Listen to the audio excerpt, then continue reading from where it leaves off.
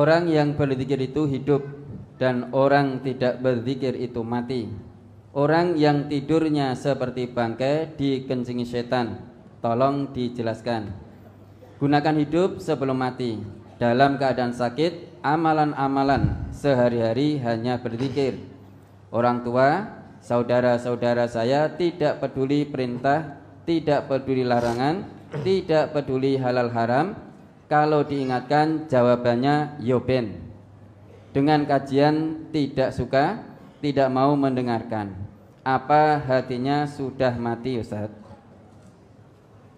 Yang pertama, orang berzikir itu dia orang yang hidup. Orang yang tidak berzikir kepada Allah, meskipun dia masih bernafas, hakikatnya di sisi Allah dia dianggap sudah tidak hidup alias mati. Nabi kita juga pernah bersabda dalam hadis riwayat Bukhari juz 7 halaman 168.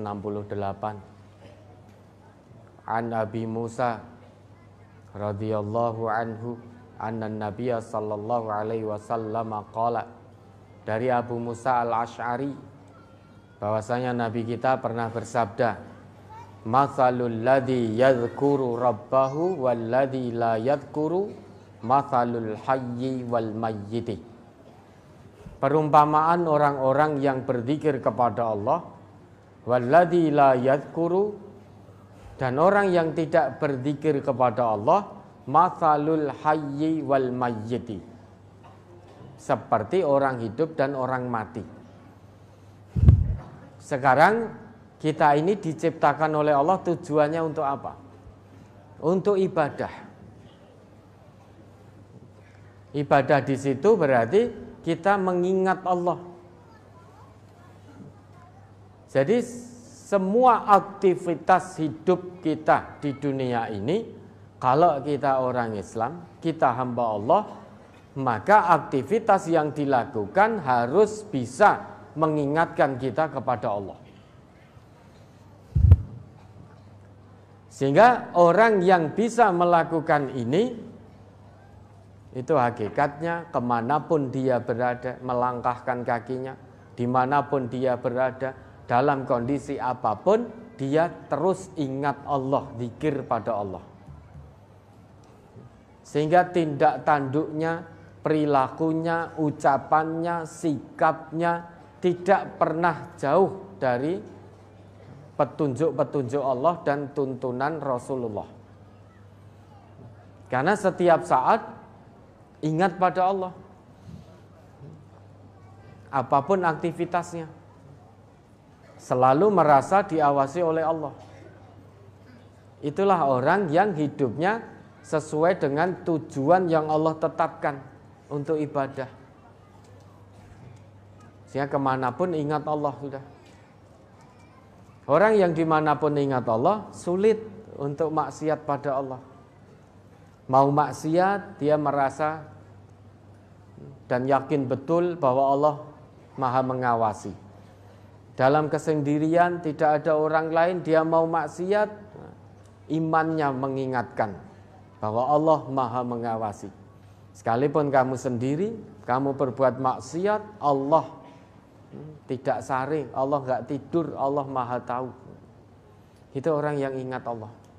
Sehingga ucapannya, perbuatannya, perilakunya, tindak tanduknya itu dikendalikan oleh aturan agama Allah ini. Bukan dikendalikan oleh hawa nafsu. Orang yang hidupnya dikendalikan hawa nafsunya, baik ucapannya, perilaku, perbuatannya, itu di sisi Allah dianggap sudah mati sudah. Karena dia sudah keluar dari tujuan penciptaannya.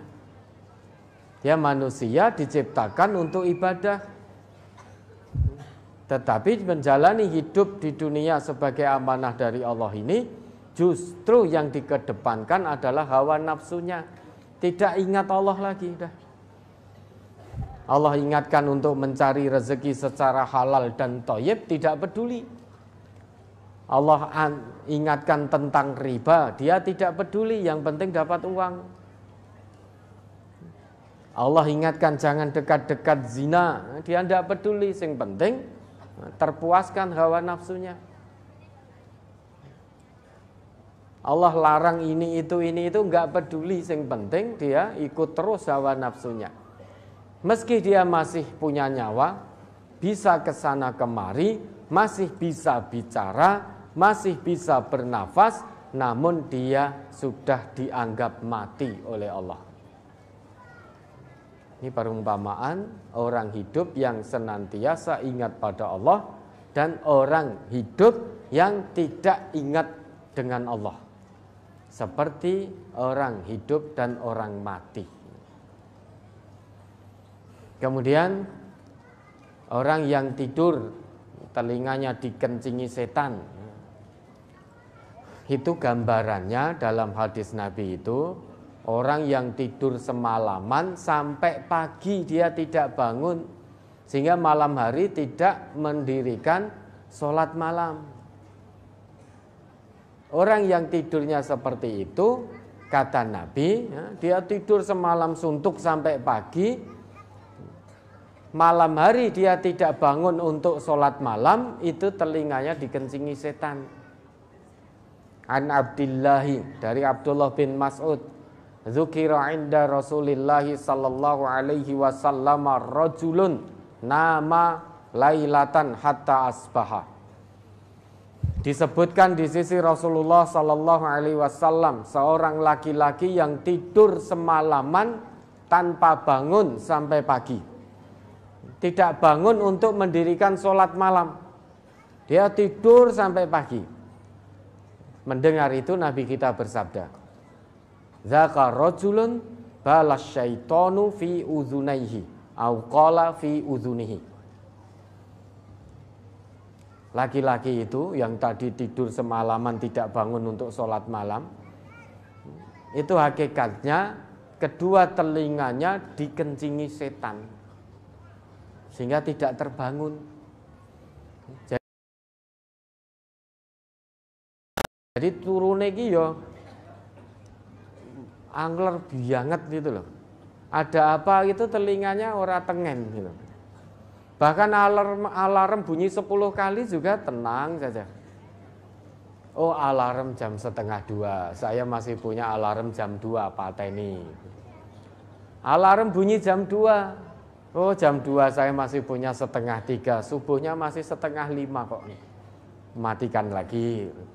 Jadi nyetel alarm, niatnya bagus, pengen sholat malam. Sehingga alarmnya ini berlapis-lapis. Kalau niat tenan, alarm itu jangan berlapis. Itu setan masuk dari situ nanti, dari alarm itu. Ngopo tangi saiki, alarm uji enek jam 2 loh. Nanti jam 2 berbunyi kita matikan lagi. Setan bisiki, masih ngantuk, masih dingin, apalagi hujan sekarang. Kamu masih punya alarm 2:30. Nah 2:30 insya Allah nanti kamu lebih khusyuk. Oh itu bisikan setan, koyone apik toh. Begitu 2:30 bunyi dimatikan juga alarmnya. Dibisiki lagi jam 3 2:30 bunyi, setan bisiki kamu masih punya jam 3. Bar bisiki baru kuwi nguyuwi. Akhirnya jam 3 dimatikan juga alarmnya. Terus begitu sampai menjelang subuh, akhirnya terbangun nili, wah karek 10 menit itu. Sholat malam enggak nyandak, padahal sholat harus khusyuk. Itu masih ada bisikan baik masuk. Sudah sholat witir. Witir saja. Nah, bisikan buruknya juga muncul lagi. Witir tok kurang afdol. Witir tok kurang afdol. Nabi saja 11 rakaat tok. Wis sesuk wae, besok saja. Besok saja disiapkan tenanan. Nah, Bapak Ibu pernah dikencingi setan? Nah, ya begitulah rasanya dikencingi setan. Begitulah kalau kita tidur semalaman, tidak bangun di malam hari untuk mendirikan sholat malam, lah itulah kita sedang, telinga kita dikencingi oleh setan. Lah rasanya bagaimana? Ya seperti itu rasanya. Insya Allah kita pernah merasakan semua. Maka mulai malam ini jangan sampai lagi. Jangan kita siapkan telinga kita untuk tempat kencing setan. Jangan. Mulai malam ini. Ayo kita sama-sama mengingatkan. Jangan hanya kirim posting-posting di WA tok. Tahajud call, ayo tahajud, berarti send gitu, dikirimkan tidur lagi. Kirimkan tidur lagi. Melu-melu ngirim tok gitu. Ben dikira tahajud. Nah, itu yang tahu kita dan Allah. Itu gambaran orang yang tidur, yang telinganya dikencingi oleh setan. Adapun sekarang yang bertanya tadi, bapak atau ibu tadi, diuji dengan sakit oleh Allah, tidak apa-apa. Bertahun-tahun hanya bisa berbaring. Ini pas dengan brosur kita. Satu hal, terus bangun keyakinan pada Allah. Memang tidak mudah. Setan terus akan bisikkan sesuatu hal yang buruk kepada panjenengan agar tidak sabar, agar suudzon kepada Allah, agar mengeluh. Setan tidak mau fisik jenengan sudah sakit, kok hatinya masih sehat, masih bertaut pada Allah, lesannya masih terus digunakan berzikir kepada Allah. Setan nggak mau, wis loro kaya ngono, bertahun-tahun hanya bisa berbaring, kok jik yakin dengan Allah itu loh. Setan begitu. Maka akan bisiki panjenengan dengan bisikan-bisikan yang buruk. Lawan bisikan setan. Inna syaitana lakum adu fattakhiduhu aduwa. Sesungguhnya setan itu musuh yang nyata bagimu. Karena setan ini musuh yang nyata, perlakukan setan sebagai musuh. Jangan diperlakukan sebagai teman. Tandanya kita memperlakukan setan sebagai musuh, berarti kita tidak mengikuti bujuk rayunya. Kalau kita mengikuti bujuk rayunya, berarti kita menjadikan setan sebagai sahabat setia, bukan sebagai musuh lagi. Kalau musuh kita jadikan sahabat setia, maka kita yang akan dikalahkan. Kita yang akan dikalahkan. Maka sabar, tetap tawakal kepada Allah, husnudzon pada Allah, tetap tersenyum menjalani amanah hidup dari Allah ini. Diuji dengan sakit bertahun-tahun hanya bisa berbaring, yakinlah ada derajat yang sangat tinggi yang sedang Allah siapkan untuk panjenengan. Dengan catatan panjenengan terus bisa bersabar tanpa batas. Apalagi kalau sampai ini tadi ya, sakit hanya bisa berbaring saja puluhan tahun. Sedangkan Nabi kita saja ngendika, ma min muslimin yusibuhu ada maradun fama siwahu illa hattallahu sayyiatihi kama tahuttus syajaratu waraqaha. Tidaklah seorang muslim apabila diuji dengan penderitaan berupa sakit atau yang lainnya, dia bersabar, yakin pada Allah, menyerahkan semuanya kepada Allah, fisiknya boleh sakit, hatinya tetap sehat, senantiasa bertaut pada Allah, maka yang dijanjikan oleh Nabi, Allah akan hapus dosa-dosa kita. Allah akan hapus dosa-dosa panjenengan seperti pohon menggugurkan daunnya. Jangankan sakit berat, kita tertusuk duri saja menurut Nabi, dosa kita digugurkan oleh Allah. Ma min muslimin yusibuhu ada syauqatun fama fauqaha illa kaffarallahu biha sayyiatihi kama tahuttus syajaratu waraqaha. Barang siapa yang diuji dengan penderitaan oleh Allah berupa tertusuk duri atau yang lebih daripada itu, dia bersabar, dia ikhlas menerima, maka dengan itu, dengan tusukan duri itu, dengan sakit itulah Allah gugurkan dosa-dosanya. Kama tahuttus syajaratu waraqaha. Sebagaimana pohon menggugurkan dedaunannya. Jadi yakinlah pada Allah. Diuji sakit seperti ini bukan berarti Allah sedang menghinakan, bukan. Tetapi Allah hendak mengangkat derajat panjenengan tinggi-tinggi di sisinya. Yakinlah semuanya akan baik-baik saja selama Allah bersama dengan kita. Meski sakit tidak apa-apa. Selama Allah masih bersama dengan kita, hati tetap tenang, hati tetap ikhlas, hati tetap yakin pada Allah. Yakinlah kalau Allah sudah membersamai kita, everything will be alright. Semua akan baik-baik saja.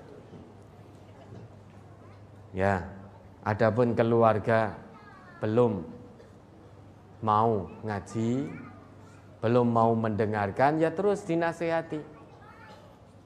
Terus dinasehati senantiasa sambil didoakan, mudah-mudahan dibuka hatinya. Memang tidak bisa dipaksakan. Petunjuk itu urusan hamba dengan Allah. Kewajiban kita hanya menyampaikan. Perkara diterima, yaitu urusan yang bersangkutan dengan Allah. Ditolak pun juga urusan yang bersangkutan dengan Allah. Kita tidak bisa, sekalipun itu anak kandung kita sendiri, kita tidak bisa memberikan hidayah pada anak kandung kita sehingga mau ngaji Quran Sunnah, tidak bisa. Nabi Nuh seorang nabi, seorang rasul, tidak kuasa memberi hidayah anaknya yang mati dalam kekafiran. Tidak kuasa memberi hidayah pada istrinya. Itu Nabi Nuh. Nah kita masih banyak dosa. Bukan nabi, bukan rasul. Namun demikian kewajiban kita menyampaikan kebenaran dari Allah, kebenaran dari Rasulullah. Istiqomah dalam penyampaian, jangan bosan. Termasuk sabar dalam menyampaikan kebenaran, itu satu kewajiban. Menyampaikan kebenaran ini harus sabar tanpa batas pula. Aja ora ditampa terus mutung, wis ya wis nek ngono karepmu. Rasakno dhewe, nah itu mutung jenenge. Maka terus sampaikan dengan cara yang hikmah, mau'idhah hasanah. Ud'u ila sabili rabbika bil hikmati wal mau'izatil hasanah wajadilhum billati hiya ahsan. Hikmah, mau'idhah hasanah berarti dengan untaian-untaian kalimat yang membekas di jiwa. Sentuh fitrahnya. Kalau selama ini mungkin ngandani keluarganya dengan ngoso, artinya pengennya cepat dan ditompo, cepat segera diikuti oleh keluarganya, maka dirubah dengan pelan-pelan, tadriji, bertahap, dengan untaian-untaian kalimat yang membekas di jiwa, tersentuh fitrahnya, terbuka fitrahnya. Selain itu, sabar pula dalam mendoakan. Mudah-mudahan dibuka hatinya sehingga mau menerima Quran dan Sunnah sebagai pedoman hidupnya. Maka terus sabar, bangun kesabaran, bangun keikhlasan, ketawakalan kepada Allah. Memang untuk bisa selamat, Nabi kita berpesan, ukhdu aliman, au muta'alliman, au mustami'an, au muhibban, wala takunil khamis fatahlik. Jangan jadi golongan yang kelima. Kalau bisa jadi orang yang alim, paham betul. Untuk bisa menjadi alim, paham, maka butuh proses yang namanya muta'allim, yaitu belajar, dalam bahasa kita ngaji. Untuk bisa paham agama ini tidak ada cara lain kecuali ngaji. Tadabbur Quran, tadabbur sunnah. Untuk mau ngaji maka ada prosesnya, yaitu senang mendengar dulu, mustami'an. Mendengarkan dengan telinga. Jadi mendengar dulu untaian-untaian, nasihat-nasihat yang landasannya dari Quran dan Sunnah. Untuk bisa mendengarkan dengan istiqomah butuh cinta, rasa cinta dulu. Jangan kalau tidak cinta, tidak mungkin hadir di sini untuk kerso mendengarkan berjam-jam. Lah maka wala takunil khamis fatahlik. Jangan jadi golongan kelima binasa. Pasti binasa kalau jadi golongan kelima. Tidak suka Quran Sunnah diterangkan, ora seneng karo wong ngaji Quran. Tidak suka dengan orang yang ngaji Quran Sunnah, benci dengan orang yang mengamalkan Quran Sunnah. Dianggap orang umum, dianggap orang nyedulur dan lain sebagainya dan lain sebagainya. Maka jangan jadi golongan yang kelima. Jadi orang alim, untuk bisa alim butuh proses. Butuh proses. Semuanya bisa jadi orang alim. Orang alim itu orang yang paham agama dan mengamalkan dengan totalitas apa yang dipahaminya. Itu orang yang alim. Untuk mengarah sana butuh proses yang disebut muta'alim tadi, menjadi pembelajar. Untuk menjadi pembelajar salah satu dia harus mau mendengarkan. Untuk bisa mendengarkan istiqomah, dia harus punya rasa cinta dulu pada apa yang akan didengarkan. Kalau rasa cinta saja tidak ada, maka dia jadi golongan kelima. Ora seneng ngrungokke Quran Sunnah diterang-terangke. Malah memfitnah, menyesat-nyesatkan dan lain sebagainya. Itu berarti tidak suka Quran Sunnah dijelas-jelaskan. Padahal yang ditinggalkan Nabi, warisan Nabi pada kita ya hanya dua itu. Nabi tidak meninggalkan harta, tapi Nabi mewariskan ilmu. Jika kita pegang teguh pada keduanya sampai kita mati, lan tadillu. Sekali-kali kamu tidak akan pernah sesat selamanya. Dunia selamat, akhirat selamat. Dua warisan Nabi, kitab Allah wa sunnata nabiyyih, Quran dan sunnah, sudah itu warisan Nabi. Ya, mudah-mudahan ya, keluarganya hatinya dibuka oleh Allah sehingga bisa menerima kebenaran Quran, kebenaran sunnah dan menjadi komitmen dalam hidupnya. Hidup tanpa Quran dan sunnah kita akan tersesat, salah langkah, salah arah. Karena yang akan membawa kita selamat ya Quran ya sunnah itu. Ya, ada lagi?